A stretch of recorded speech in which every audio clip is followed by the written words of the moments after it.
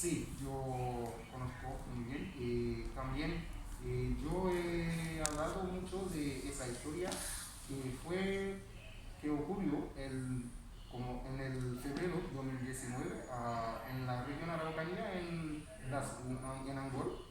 Fue una acción muy grave.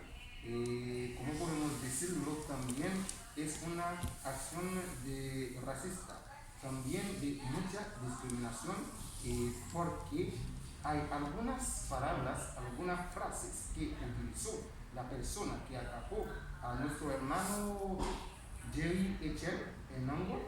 Por ejemplo, cuando dijo que, oye haitiano, ándate a tu país.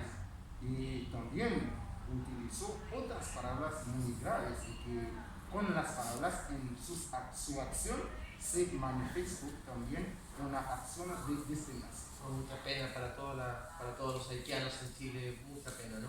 Sí, fue mucha pena, y a cada vez que ocurrió una acción así, que tiene una acción que ocurrió así, que tiene un poco de racista, también discriminación, siempre los haitianos están con pena, mucha pena.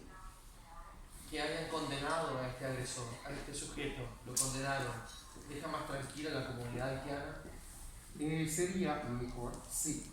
Ya pasó, ya lo condenaron. Sí, lo condenaron, pero estoy seguro que no tan más seguro la comunidad haitiana, porque de día a día encontramos muchas más discriminación, muchas más acción contra la comunidad haitiana. Por ejemplo, en la Concepción ocurrió una acción muy grave porque un haitiano que estaba vendiendo alguna cosa, mercadería, y que un chileno le atacó y se murió.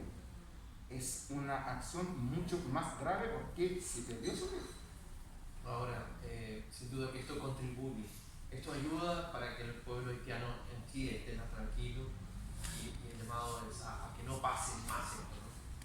Estoy seguro que sí se puede parar un poco esas acciones que están ocurriendo contra la comunidad, especialmente la comunidad haitiana en Chile. Sería mucho, mucho, mucho mejor para nosotros.